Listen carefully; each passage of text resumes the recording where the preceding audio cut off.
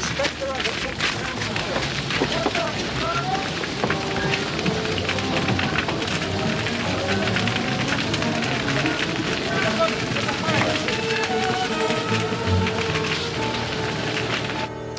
Thank you, George.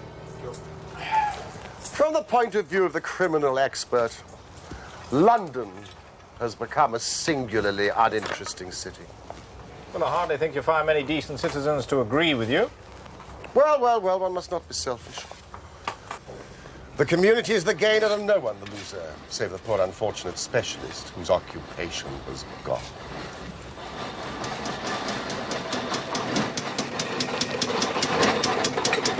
A few months haven't been totally uneventful, surely. There's the case of the papers of ex-President Murillo.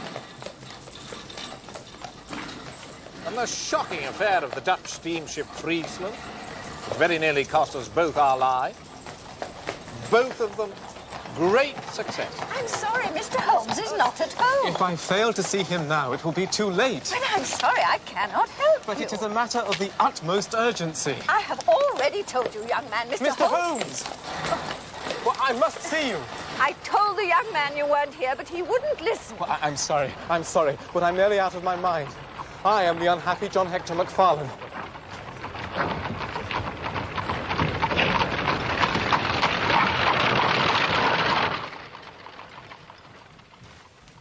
Now, tell us quietly and slowly who you are and what it is that you want. You mentioned your name just now as if I should recognize it, but I can assure you, beyond the obvious facts, that you are a bachelor, a solicitor, and a Freemason, and an asthmatic. I know nothing about you whatever. Your untidy clothes, sheaf of legal papers, watch chain, and your somewhat irregular breathing. Why, yes, Mr. Holmes. I am all these things. And in addition, I am at this moment the most unfortunate man in London. Have you not read your newspaper? Not yet. Then, if you would allow me.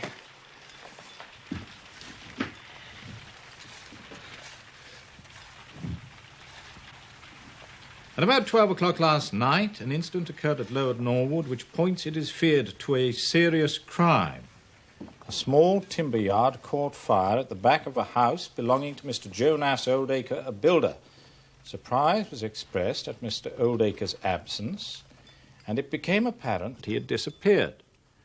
An examination of his room revealed a safe which was open, signs of a murderous struggle, and a heavy walking stick with stains of blood upon the handle.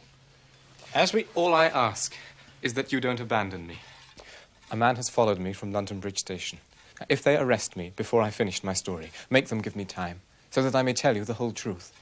I could go to jail happy if I knew that you were outside working for me. Arrest you? This is really most gratifying. On what charge do you expect to be arrested? Upon the charge of murdering Mr. Jonas Oldacre of Lower Norwood. Dear me.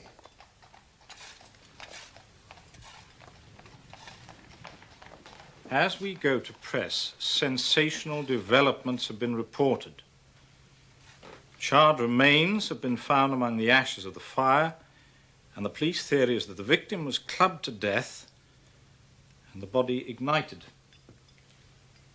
It is known that Mr. Oldacre received a visitor last night, and the stick has been identified as belonging to that person, a young London solicitor by the name of John Hector MacFarlane.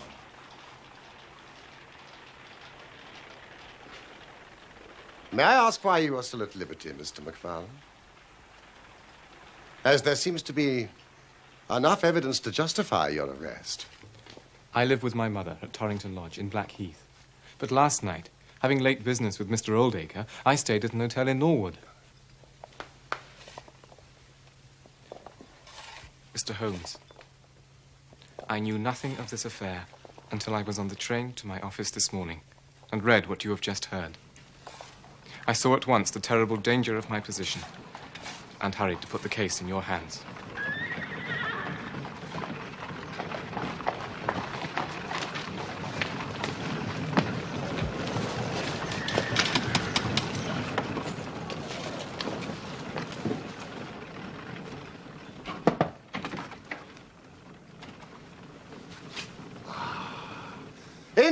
Hector Lestrade. We have been expecting you. Mr. Holmes, Dr. Watson, Mr. John Hector MacFarlane. Yes. I arrest you for the willful murder of Mr. Jonas Oldacre of Lower Norwood. Oh, no, but just one moment, Lestrade. Half an hour more or less can make little difference to you, and this young gentleman was about to give us an account of this very interesting affair, which might aid us in clearing it up. Well, there'll be no difficulty in clearing it up. Thank you, Mr. Holmes. Nevertheless, with your permission, I would be much interested in hearing his account. Well, Mr. Holmes, there's no denying that you have been of use to the force once or twice in the past. But I must insist... All I ask is that you should hear and recognize the absolute truth. I'll give you half an hour. Sit down, MacFarlane.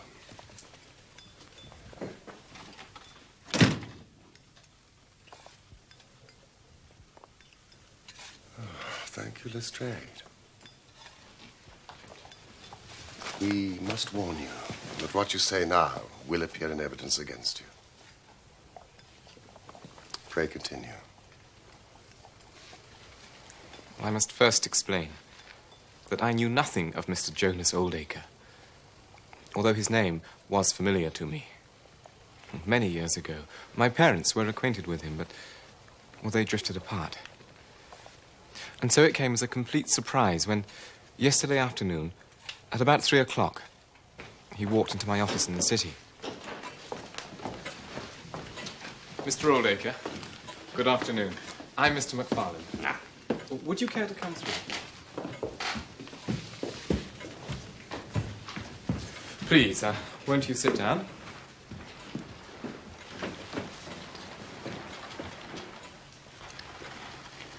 How can I help you?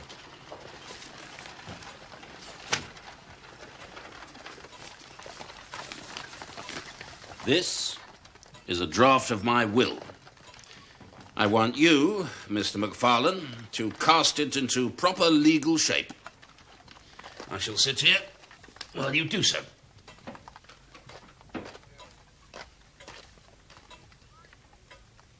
You can understand my astonishment, Mr. Holmes, when I found that, with some minor reservations, his entire estate had been left to me. But I simply don't understand. Well, then, let me explain. I'm a bachelor, Mr. MacFarlane, with few relatives, and none who deserve my consideration. Well, that may well be so, Let me finish. I beg your pardon. For many years now, I have withdrawn from my business. I was a builder, and though I say it myself, an extremely successful one. Successful enough to have gained considerable wealth and thus live out my life in complete, if solitary, comfort.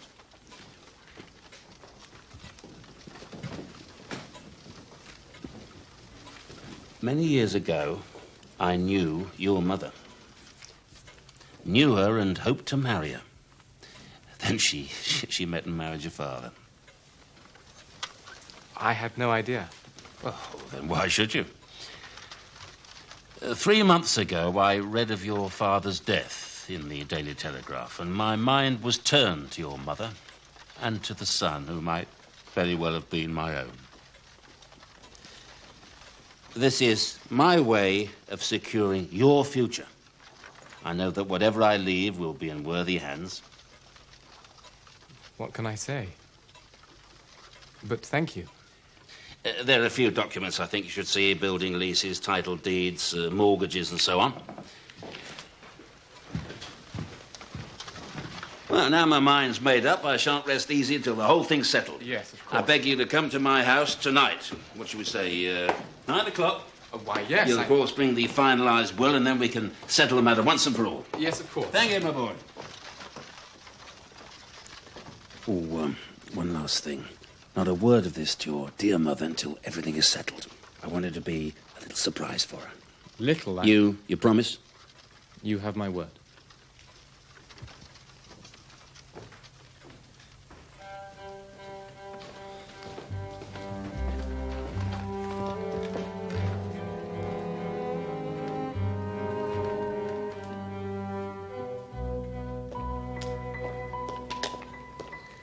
I left in good time for my appointment, but had difficulty in finding the house, so that it was nearly past before I reached it. Good evening. I have an appointment with Mr. Oldacre. Mr. MacFarlane? Yes, that's right.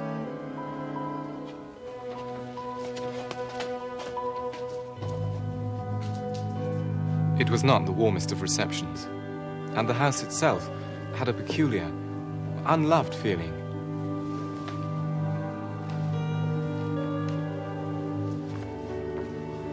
Sorry to keep you waiting, my boy. Not at all, sir. I'm a little late, I'm afraid. Ah, you brought the papers? Yes, indeed. Excellent.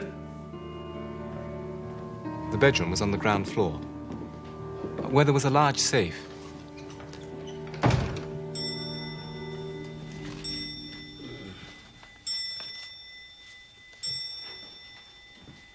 Bring the rest of those papers, my boy.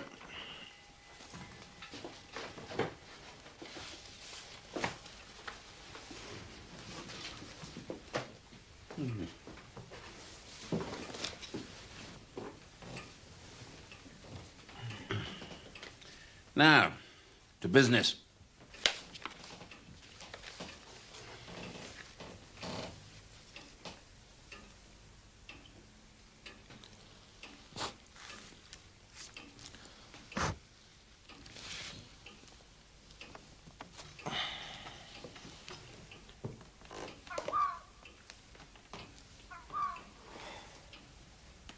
All done? Yes, sir. All done. Just seen the time, my boy. You must get home. Oh, thank you. I had a stick with me. Ah, I wonder where she put it. Rather a heavy walking stick. It belonged to my father. Never mind. I'll take good care of it until we meet again. After all, I shall be seeing a great deal of you now, I hope. Indeed you shall, sir. I left him there. The safe was open, and the documents were on his desk. It was too late to go back to Blackheath, and so I spent the night at an hotel in Norwood. I knew nothing more of this horrible affair until this morning.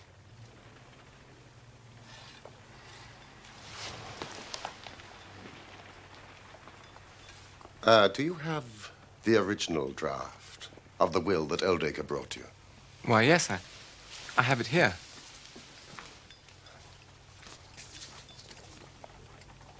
May I retain this for 24 hours, Inspector? If it would amuse you. Well, anything more you'd like to ask, Mr. Holmes? Not until I've been to Blackheath. You mean Norwood? No doubt that is what I must have meant. Now, Mr. MacFarlane, my constable's at the door. There's a four-wheeler waiting.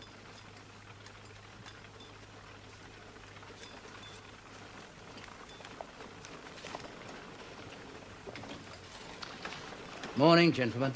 Morning.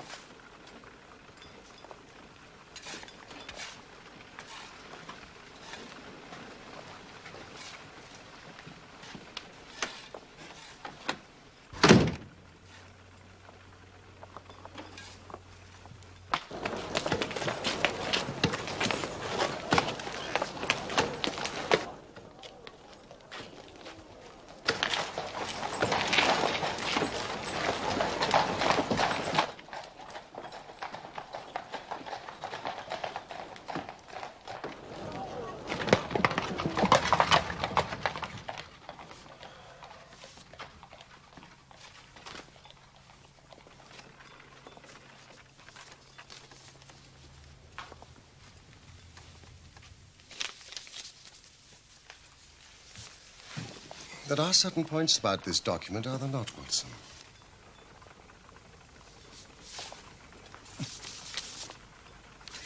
Well, I can read the first two lines, and these in the middle of the second page, and one or two at the end. I mean, they're as clear as print, but the writing in between is very bad, and there are several places where I can't read it at all. What do you make of that? What do you make of it? That it was written on a train. The good writing represents stations, the bad writing movement, and the very bad writing... Passing over the points. A scientific expert would pronounce at once that it was drawn up on a suburban line, since nowhere, save in the immediate vicinity of a great city, could there be so quick a succession of points. Granting that his whole journey was occupied in drawing up the will, then the train must have been an express, stopping only once between Norwood and London Bridge. Yes, but it's curious, is it not, that a man should draw up so important a document in so haphazard a fashion? Yes, it suggests that he thought it was going to be of no practical importance. Well, he drew up his death warrant at the same time.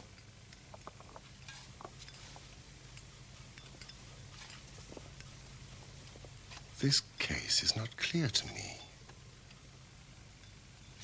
Come, Watson.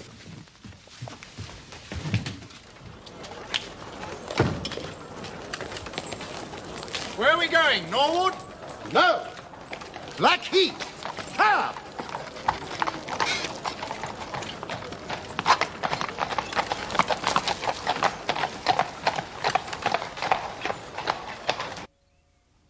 My son's the gentlest creature on God's earth. It's inconceivable he could even contemplate such a terrible crime. He didn't even know the man, Mr. Holmes. But you did, Mrs. McFarlane.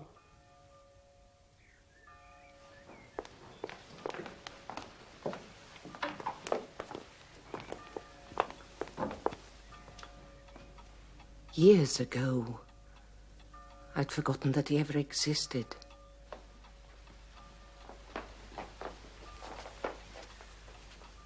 Tried to forget. It's impossible to quite forget a man like Jonas Oldacre. Yes, I knew him well. At one time we were engaged to be married.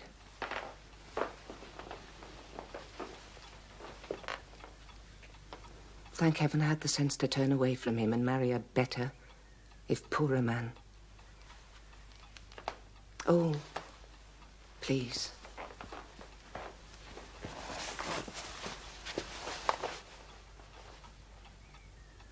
Your husband died recently? He was a kind man. A gentle man. He was everything Jonas Oldacre was not. And yet at one time you were prepared to marry him. I said that I knew him well. But the more I knew of him, the more I came to realize I knew him not at all. He would change, suddenly. What I saw frightened me. There was a dark side to his character, Mr. Holmes. A desire to cause pain.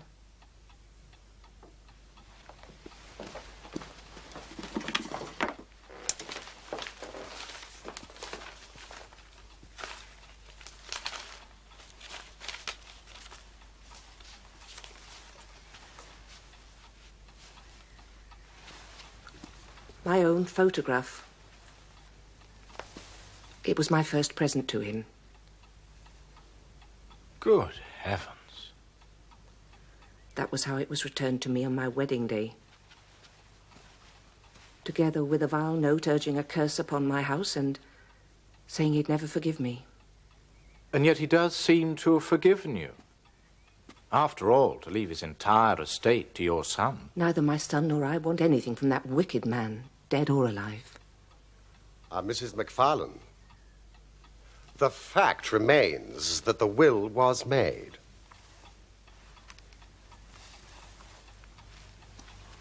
I simply can't understand it. Why? Have you ever spoken of Oldacre to your son? I mean, perhaps told him what you've just told me now? No, never. Never?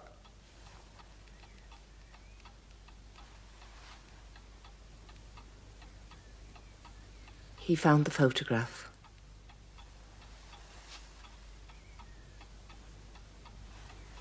My husband tried to make light of it, but he insisted. My husband told him something of the truth. That's all. And the boy was disturbed? He was upset, naturally. You see, Mrs. McFarlane, what the police might say is If he had heard of Oldacre's behavior toward you, it would predispose him toward hatred and violence. And so their case against him would be considerably strengthened. No. There is a God in heaven, Mr. Holmes. And that same God who's punished that wicked man will show in his own good time. My son's hands are guiltless of his blood.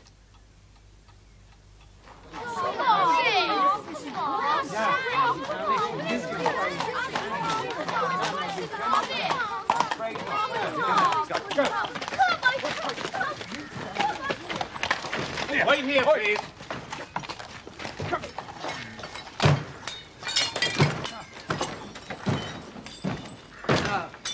Mr. Holmes, Dr. Watson, we're just clearing up.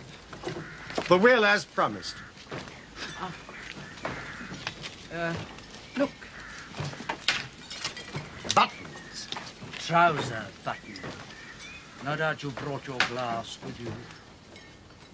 The name is Hyams. According to Mrs. Lexington, the housekeeper, Hyams was the name of Mr. Oldacre's tailor.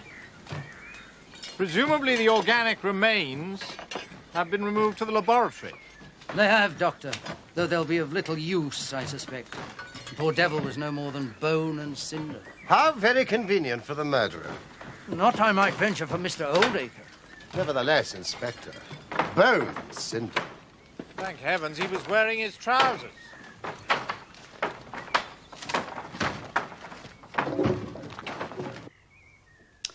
The stick belongs to the accused. He's never denied it. He says that he could not find it when he came to leave the house. Says, Mr. Holmes, says. My experts made out footmarks of both men on the carpet.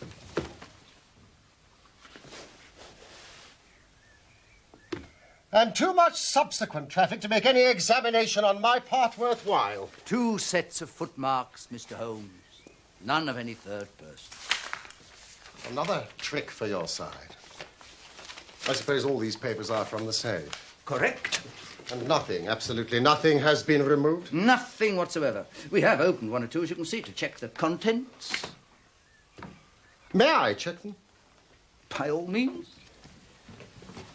I myself have business at the yard. Oh, and I would like to see the housekeeper. What is her name? Mrs. Lexington? She'll add nothing more to what you already know.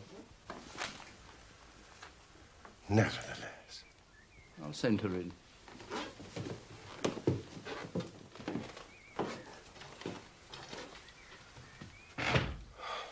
Could it be that for once Lestrade is on the right track? All my instincts are one way and all the facts are the other.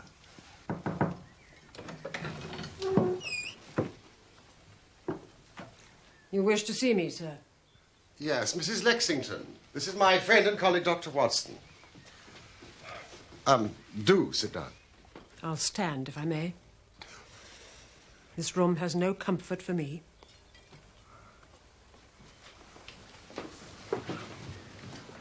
You let young Mr. MacFarlane into this house at 9:30? Yes. And I wish that my hand had withered before I'd done so. And you retired to bed at? 20 minutes past 11. 20 past 11. And you heard nothing? My room is at the far end of the house. I heard nothing until the fire alarm sounded. And it was then, only then, that I realized my poor master had been murdered. Mrs. Lexington, to your knowledge, did your master have any enemies? Every man has his enemies. And a businessman like Mr. Oldacre, more than most, perhaps? He was a well-respected gentleman who kept himself very much to himself. Do you know anything about these papers?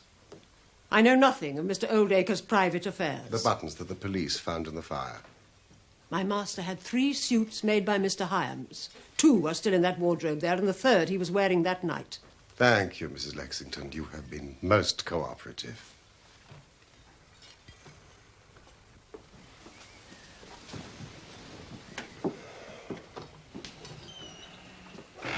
What do you make of her?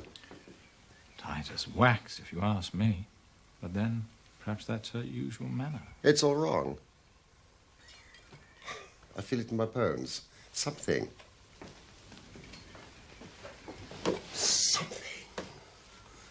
has not come out. And that woman knows it. Holmes, would you like me to have a look at these papers? Well, a man's bank account can tell us as much as his diary.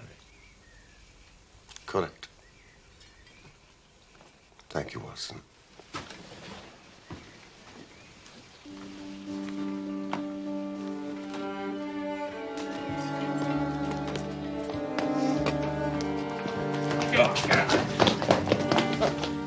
It's all right, Constable. I'm just stretching my legs. I'll watch them.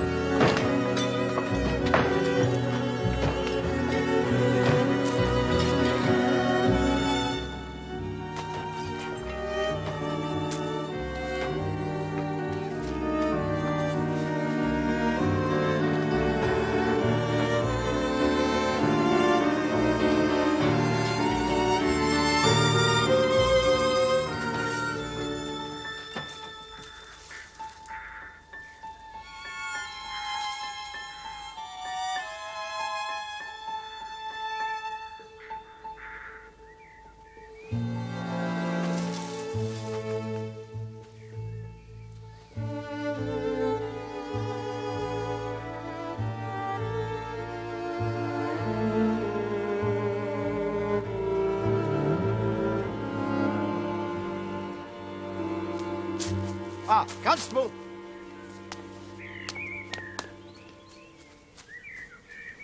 Are you a local man? Born and bred, sir. Not half a mile from here. Excellent. And perhaps you can offer me some local knowledge. I'll do my best, sir. I'll most certainly do my best.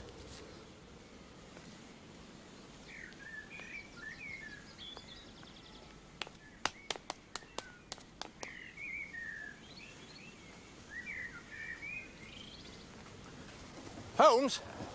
I'll do that straight away. Hmm? Lestrade did say that no documents had been removed. Yes. That's what I thought. You found something? No, it's what I haven't found that interests me. There are certain cross-references to various deeds, valuable deeds, none of which I can find. But one thing is clear. Oldacre was hardly in the affluent circumstances we have been led to believe. His bank account was practically empty, largely because he had made several large payments in the past year to a certain Mr. Cornelius. Young MacFarlane would have inherited nothing. This is of interest. Why should a retired builder have such large transactions with a Mr. Cornelius? Well, let's take our cab and see what we can find out from his city bank. You coming? I'll stay here for a while. Norwood Station.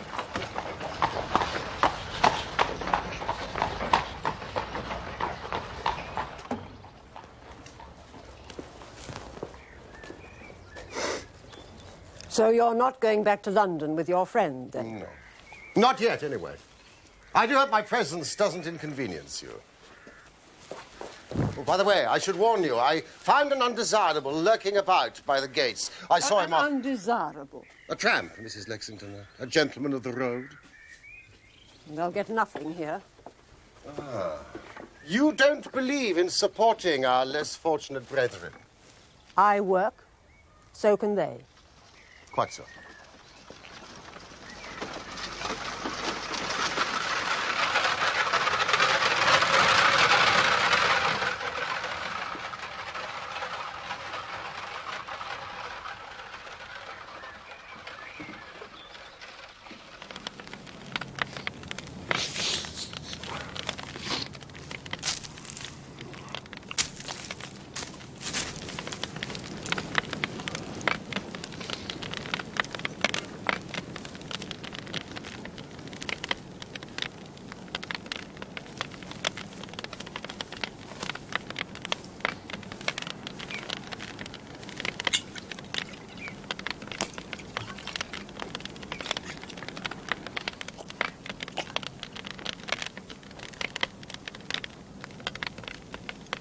I'm on my way to Folkestone. I've done enough walking, I have. I finds a place and I stays put. I used to meet a friend of mine here. Oh, you might know him. He's a seafaring man. Aye. I know him. Shared my billet for the last 4 nights, he does. And off he goes. Without even a word. You take my tip. Stay clear of him. He's a liar. He didn't strike me as such. He goes up to that big house, he does. Comes back here and tells some yarn about them putting out with open hands and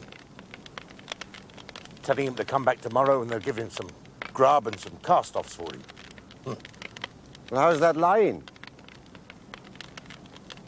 Because, my friend, I'd already paid my call. And nearly got the law on my back for my insolence. Insolence.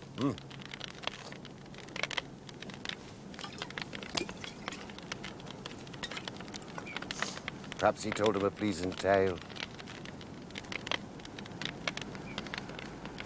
Are you saying that a drunken sailor has more to offer than a sergeant in the 22nd?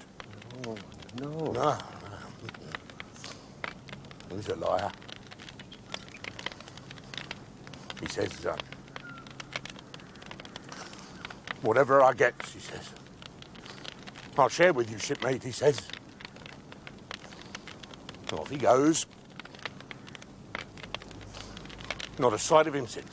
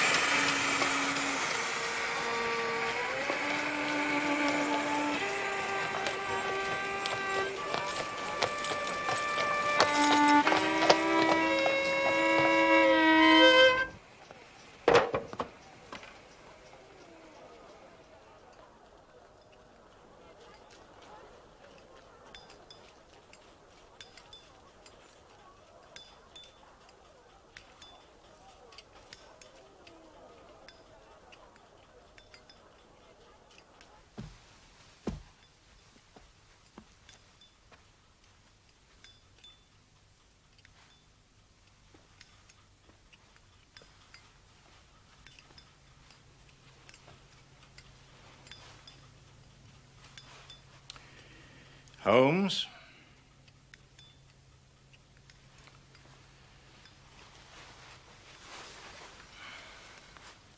You must permit yourself some food. You must eat. At present, I cannot afford energy and nerve force for digestion. Well, you must if you intend to pursue this case. I fear, my dear fellow, that our case will end ingloriously by Lestrade hanging our client. Which will certainly be a triumph for Scotland Yard. There's a telegram.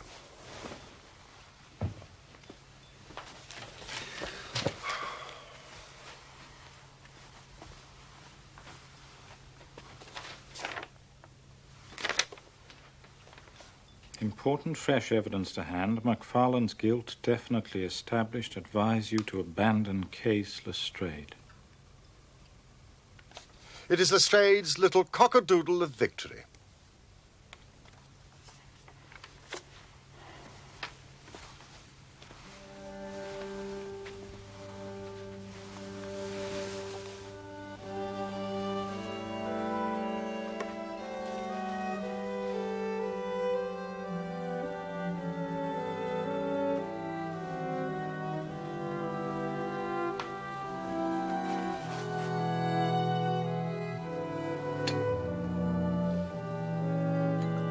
Let's have some breakfast.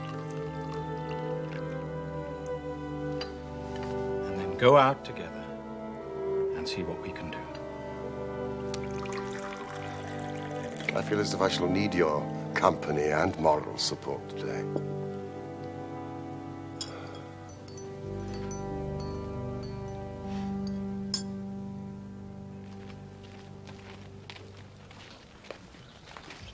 Ah, Mr. Holmes, Dr. Watson. I think you will acknowledge that we're just a little in front of you this time.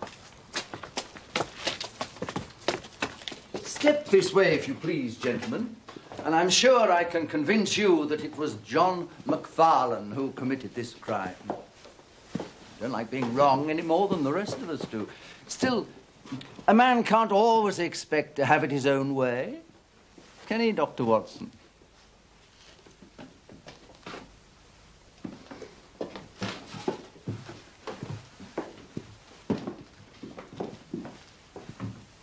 This is where the housekeeper left McFarlane's hat and stick, and this is also where he would have come to collect his hat after the crime was committed. Now look at this. A thumb mark. So I observe. A thumb mark in blood. You are aware that no two thumb marks are alike. I have heard something of the kind.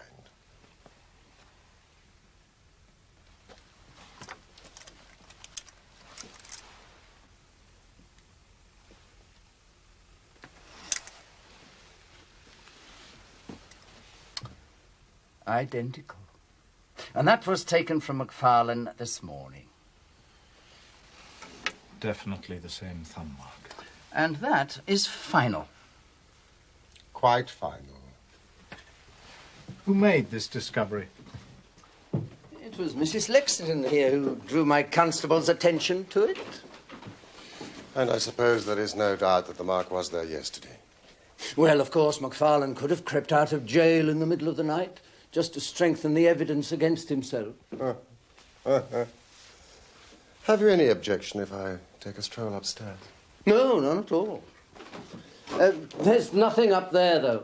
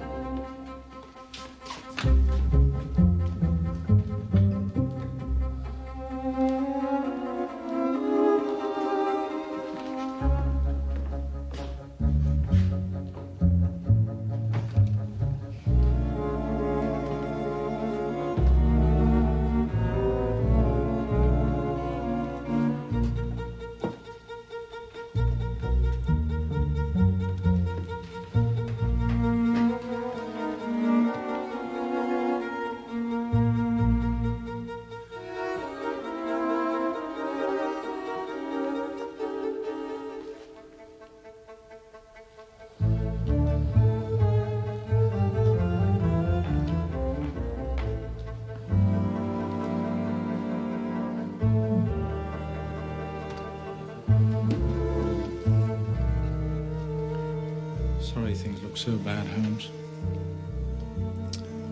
But there is a serious flaw in this new evidence. What's that? That thumbprint was not there when I examined the hall yesterday.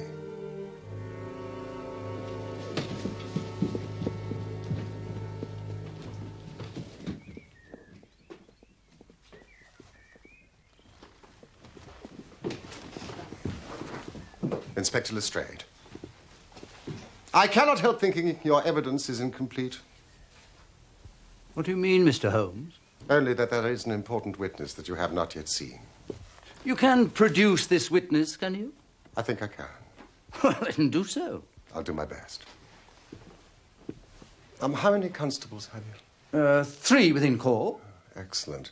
I assume that they are able-bodied large men with powerful voices. No doubt that they are, yeah.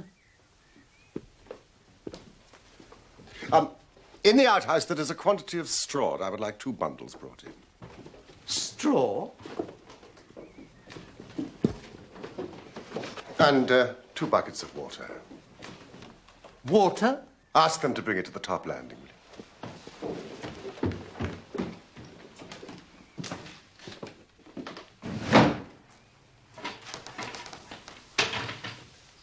Straw into the fireplace, a little bit in front. 2 buckets of water to that side, Miss Constable. Mr. Holmes, I don't know whether you're playing a game with us, but surely you tell us without all this tomfoolery. I can assure you, Lestrade, I have an excellent reason for everything that I do. Watson, would you put a match to that straw? And Constable, will you sprinkle it with water?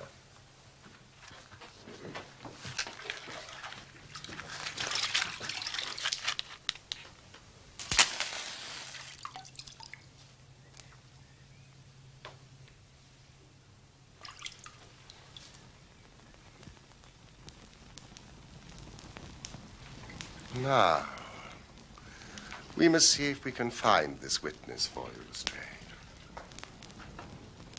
Gentlemen.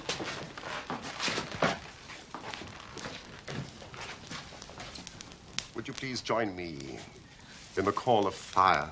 1, 2, 3. Fire! Fire! We can do better than that. Full voice and together. Fire!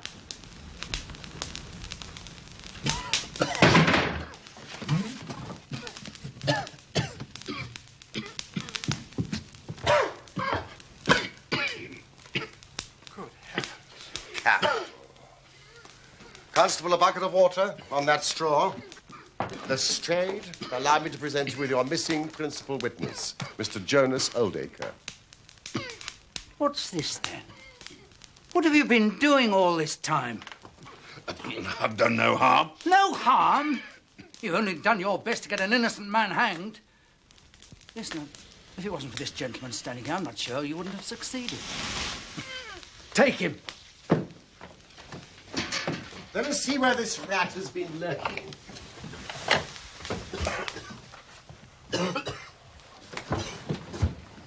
Now, you see the advantage of being a builder. He was able to fix up his own little hiding place without any confederate. Save for that precious housekeeper of his, whom I should lose no time in adding to your bag, Inspector. And these are the missing papers, no doubt. No doubt whatsoever. Constable, find the housekeeper. How did you know about that place, Mr. Holmes? When I compared the proportions of this room with those of the room below, I deduced that this fireplace wall was false. Oldacre clearly had a great deal of nerve, but not enough, I fancy, to lie quiet before an alarm of fire.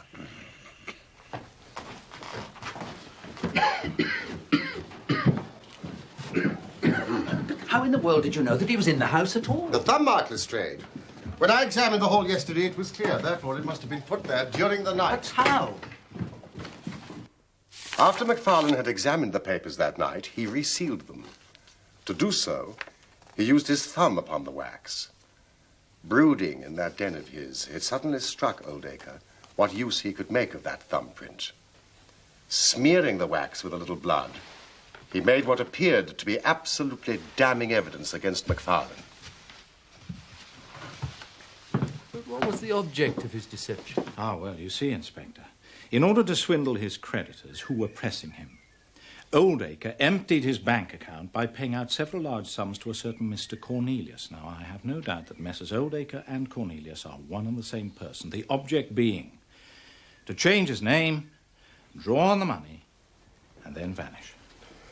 We see before us a very deep, malicious and vindictive man. Did you know that he was once refused by MacFarlane's mother? All his life he has longed for vengeance. If he could give the impression that he was murdered by the only child of his former sweetheart, what more bitter revenge?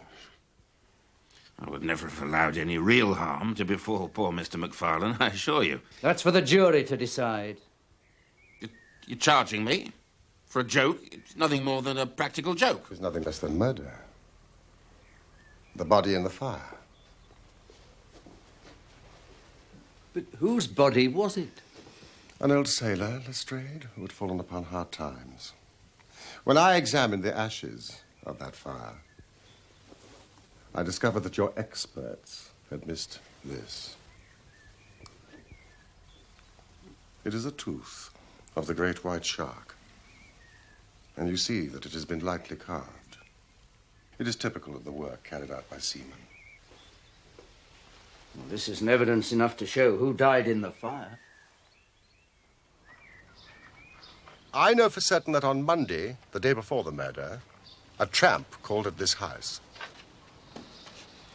Yet when I questioned the housekeeper, she assured me that no such tramp would ever be welcome. Not only was his reception welcoming, but the man received some of Oldacre's clothing. Yesterday, near the front gate, I found the calling card that he left, a coded sign advising his fellow travelers of a charitable welcome. And last night, with the help of your local constable, I talked to one of these fellow travelers, who said that the unfortunate seaman had been asked to call back the following day with the assurance of further hospitality. And so, the next morning, wearing his new clothes, or at least his new trousers, he returned and was never seen again. You've saved an innocent man's life, Mr. Holmes. You've also saved me some embarrassment. Ah, my good chap.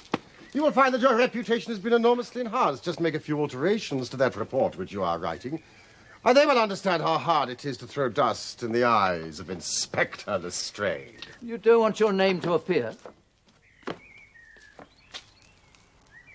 Not at all. His work is its own reward. I'll see you hanged for this. That privilege must surely be mine.